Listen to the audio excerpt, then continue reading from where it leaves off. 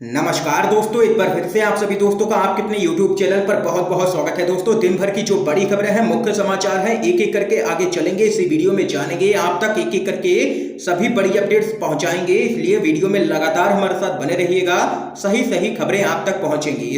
Video को पूरा देखिए। जहां पर दोस्तों पहली बड़ी खबर आप लोगों को बताते चलें, एलोपैथी के बाद अब रामदेव ने ज्योतिष पर साधा है निशाना, कही है ये बात आप लोगों को बताते चले। एलोपैथी के बाद अब रामदेव ने ज्योतिष पर निशाना साधा है। रामदेव ने कहा है कि सारे मुहूर्त भगवान ने बना रखे हैं। ज्योतिषी काल घड़ी मुहूर्त के नाम पर बहकाते रहते हैं। यह भी पूरे 1 लाख करोड़ की इंडस्ट्री है, यानी कि सीधे तौर पर साधु संतों को ले लिया है यहाँ पर रामदेव ने निशाने पर। एक तरफ यहाँ डॉक्टरों ने मोर्चा खोल रखा है, तो वहीं अब यहाँ पर ऐसा देखा जा रहा है कि इस बयान के बाद साधु संत भी यहाँ पर मोर्चा खोल सकते हैं रामदेव के खिलाफ, और इनकी गिरफ्तारी की मांग लगातार तेज होती जा रही है। इस बीच एक और बड़ी खबर जान लेते हैं। सरकार अपने खिलाफ एक भी शब्द बर्दाश्त नहीं कर सकती है। प्रधानमंत्री मोदी किम जोंग उन की तरह कर रहे हैं बर्ताव। किसान नेता राकेश टिकैत की मोदी सरकार को बड़ी चेतावनी। भारतीय किसान यूनियन के नेता राकेश टिकैत लगातार सोशल मीडिया पर मोदी सरकार के खिलाफ अपनी आवाज उठा रहे हैं। ऐसे में एक और ट्वीट कर राकेश टिकैत ने मोदी सरकार को चेतावनी देते हुए कहा है कि देश की सत्ता अपने खिलाफ एक भी शब्द को बर्दाश्त नहीं कर रही है, लेकिन यही सरकार तीनों ही कृषि कानूनों को वापस भी लेगी और एमएसपी पर कानून भी बनाएगी। ये मैं किसी भी स्टैंप पे लिख के दे सकता हूं। इससे पहले राकेश टिकैत ने एक और पोस्ट किया था, जिसमें उन्होंने कहा था कि महंगाई इतनी बढ़ी है, अगर किसी ने सरकार के खिलाफ आवाज उठा दी तो उसको सजा मिलेगी। राजा के खिलाफ बोलना मतलब सजा का हकदार है वो। राकेश टिकैत ने आगे कहा था कि ये आंदोलन फसल और नस्ल बचाने का है, इसलिए हम लगातार लड़ाई जारी रखेंगे और यही सरकार कानूनों को रद्द भी करेगी। ये यहाँ पर दो कहना है किसान नेता राकेश टिकैत का। एक और बड़ी खबर जान लेते हैं दोस्तों। गैर मुस्लिम अल्पसंख्यकों को नागरिकता देने के फैसले को मुस्लिम लीग की सुप्रीम कोर्ट में चुनौती। जी हां दोस्तों, बड़ी खबर सामने निकल के आ रही है। केंद्र सरकार के द्वारा 3 पड़ोसी देशों की गैर मुस्लिम अल्पसंख्यकों को भारतीय नागरिकता देने के फैसले को इंडियन यूनियन मुस्लिम लीग ने सुप्रीम कोर्ट में चुनौती दे दी है।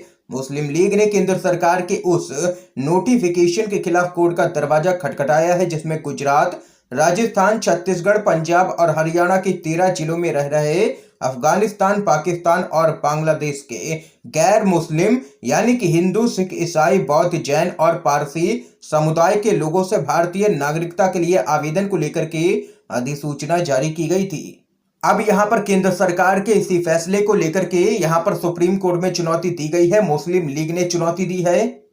तो वहीं दोस्तों इस बीच एक और बड़ी खबर आप लोगों को बताते चलें। बंगाल की मुख्यमंत्री ममता बनर्जी केरल के मुख्यमंत्री विजयन कर रहे हैं विपक्षी एकता की अपील और कहा है जो डरते हैं वो मरते हैं। देश में इस वक्त गैर बीजेपी शासित कई राज्यों से केंद्र के खिलाफ एकजुट होने की आवाजें उठ रही हैं। इस बीच पश्चिम बंगाल की मुख्यमंत्री ममता बनर्जी और केरल के मुख्यमंत्री पिनराई विजयन ने अलग अलग मुद्दों को लेकर के विपक्ष से एकजुट होने की अपील की है। केंद्र के साथ जारी घमासान के बीच ममता बनर्जी ने आरोप लगाया है कि प्रधानमंत्री नरेंद्र मोदी और केंद्रीय गृह मंत्री अमित शाह देश के संघीय ढांचे को बर्बाद करने और राज्य के लिए समस्याएं पैदा करने की कोशिश कर रहे हैं, क्योंकि वे हाल ही में हुए विधानसभा चुनाव में बीजेपी की हार को स्वीकार नहीं कर पा रहे हैं। और इस दौरान ममता बनर्जी ने कहा है कि जो डरते हैं वो मरते हैं, सभी लोगों को एक साथ आना चाहिए इस बीजेपी सरकार के खिलाफ। तो वहीं आप लोगों को बताते चलें, केरल के सीएम विजयन ने गैर बीजेपी शासित राज्यों के 11 मुख्यमंत्रियों को लेटर लिखकर के केंद्र पर कोविड-19 के टीके खरीदने और मुफ्त टीकाकरण सुनिश्चित करने के लिए दबाव बनाने के वास्ते एकजुट करने की यहां पर अपील की है। देख सकते हैं दोस्तों, लगातार यहां पर ममता बनर्जी और केरल के मुख्यमंत्री कर रहे हैं विपक्षी एकता की अपील। एक और बड़ी खबर जान लेते हैं। पूर्व विधायक और भाजपा नेता ने ममता बनर्जी से लगाई है गुहार, बोले मुझे टीएमसी में वापस ले लो दीदी। जी हां दोस्तों, बड़ी खबर सामने निकल के आ रही है।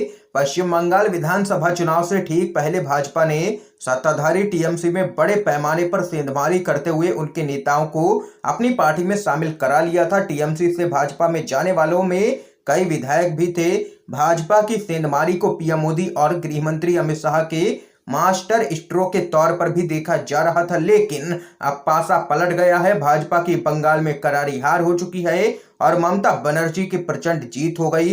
टीएमसी से भाजपा में शामिल हुए नेता अब वापस टीएमसी में शामिल होने के लिए सीएम ममता बनर्जी से गुहार लगा रहे हैं, भीख मांग रहे हैं। तो वहीं वापस टीएमसी में शामिल होने वाले नेताओं की फहरिस्त काफी लंबी है।